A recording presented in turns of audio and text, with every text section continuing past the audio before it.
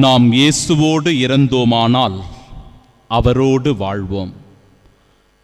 நம் ஆண்டவராகிய இயேசு கிறிஸ்துவின் அன்பும் அருளும் அமைதியும் மகிழ்ச்சியும் உங்கள் அனைவரோடும் இருப்பதாக. ஒரு மனிதன் துறவியிடத்தில் சென்று, ஐயா, நான் நல்வாழ்வு வாழ வேண்டும், அதற்கு ஏதாவது அறிவுரை இருந்தால் கூறுங்கள் என்று கேட்கிறான். அதற்கு அந்த துறவி சொல்லுகிறார், கடவுளை உன் முழு இதயத்தோடு, முழு உள்ளத்தோடு, முழு மனத்தோடு, முழு ஆற்றலோடு அன்பு செய், அப்பொழுது உனக்கு நல்வாழ்வு உண்டாகும் அப்படின்னு சொல்றார். அந்த மனிதன் கேட்கிறான், கடவுளை நான் பார்த்ததே இல்லையே, கடவுளை பற்றி எனக்கு எதுவுமே தெரியாதே, அப்படி என்றால் நான் எப்படி கடவுளை முழுமையாக அன்பு செய்ய முடியும்? வேறு ஏதாவது இருந்தால் தயவு செய்து சொல்லுங்கள் என்று கேட்கிறார். அந்த துறவி மீண்டுமாய் அந்த மனிதரை பார்த்து, உன் வாழ்க்கையில் நீ யாரையாவது அன்பு செய்கிறாயா என்று கேட்கிறார்.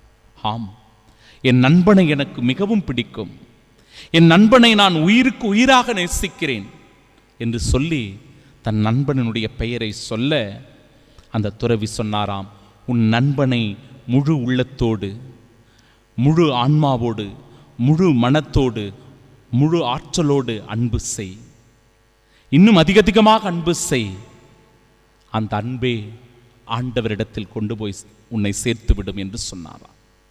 ஆம் அன்பிற்குரிய சகோதர சகோதரிகளே, ஆண்டவரை முழு உள்ளத்தோடு அன்பு செய்ய இன்றைய நாளினுடைய இறைவார்த்தை நமக்கு அழைப்பு தருகிறது.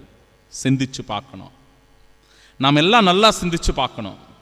ஆண்டவரை முழுமையாக நாம் அன்பு செய்கிறோமா, அல்லது கடமைக்காக அன்பு செய்கிறோமா, அல்லது சில நேரங்களில் வேற வழி இல்லை, நான் கோயிலுக்கு போனோம், எங்கள் அப்பா அம்மா போக சொல்கிறாங்க, எங்கள் அண்ணன் தம்பி போக சொல்கிறாங்க, அல்லது இது ஒரு ரொட்டீன் லைஃபாக மாறிடுச்சு, நான் தினமும் போகணும் கோயிலுக்கு, பூசையை பார்க்கணும், அப்படி இல்லைன்னா அந்த நாளே நல்ல நாளாக இருக்க மாட்டேங்குது, கஷ்டமாக இருக்குது அப்படின்னு சொல்லி நம்மை நாமே ஏதோ ஒரு ரொட்டீன் லைஃபாக இந்த திருப்பலியையும் ஆண்டவரத்தில் செபிப்பதையும் ஆண்டவரை நோக்கி வருவதையும் நினைத்து கொண்டிருக்கிறோமா?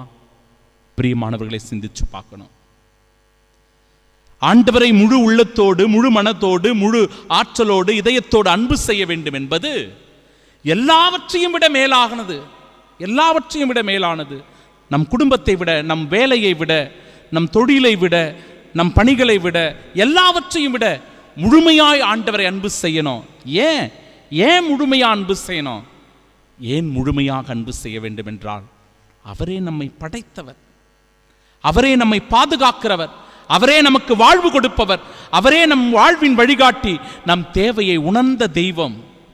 நிச்சயமாக அவர் நம்மை கைவிட மாட்டார். நாம் துன்பப்படும் போது, நெருக்கடியில் இருக்கும்போது, கஷ்டப்படும் போது, வியாதியில் இருக்கும்போது அந்த ஆண்டவரே நம் ஆறுதல் தேறுதல், அவரே நம் நம்பிக்கை. இந்த உலகம் கைவிட்டுவிடும், பணம் கைவிட்டுவிடும், பதவிகள் நம்மை விட்டு போய்விடும், அதிகாரங்கள் நம்மை விட்டு போய்விடும், ஆனால் ஆண்டவர் ஒருபோதும் நம்மை விட்டு போக மாட்டார். அதனால்தான் அவரை முழு இதயத்தோடு அன்பு செய்ய வேண்டும். இந்த அன்பு எப்படி பிரதிபலிக்கப்படுகிறது என்றால், நம் உடன் வாழ்கிற பிற சகோதர சகோதரிகளை அன்பு செய்வதன் வழியாக கடவுளுடைய அன்பு பிரதிபலிக்கப்படுகிறது. நான் குடும்பத்தில் இருக்கிற எங்கள் அப்பாவையோ அம்மாவையோ, என் மனைவியையோ, என் கணவனையோ, என் பிள்ளைகளை அன்பு செய்ய மாட்டேன், ஆனால் கடவுளை மட்டும் அன்பு செய்வேன். சரியில்லை. என் அருகில் இருக்கின்ற, என் வீட்டுக்கு பக்கத்தில் இருக்கின்ற என் சகோதரனை சகோதரியை நான் மன்னிக்க மாட்டேன், ஆனால் ஆண்டவருடைய இல்லத்தில் நான் எப்பொழுதும் இருந்து கொண்டே இருப்பேன். எந்த விதத்தில் நியாயம் அது?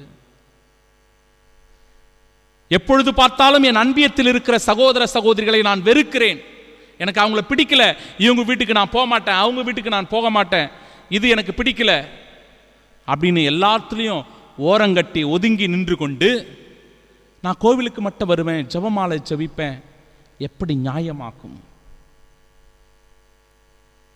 அன்பிற்குரியவர்களே, இரண்டும் நம் வாழ்வில் முக்கியம்.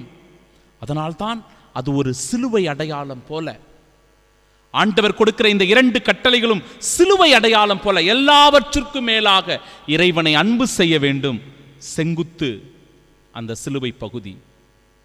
பக்கவாட்டு இருக்கின்ற அந்த பகுதியானது நம்மை போல நம்முடன் வாழ்கிற பிற சகோதர சகோதரிகளையும் அன்பு செய்யணும். அப்பதான் இந்த உலகம், நம்ம குடும்பம், நம்ம சமுதாயம் எல்லாவற்றிலும் அந்த அன்பானது பிரதிபலிப்பாகும்.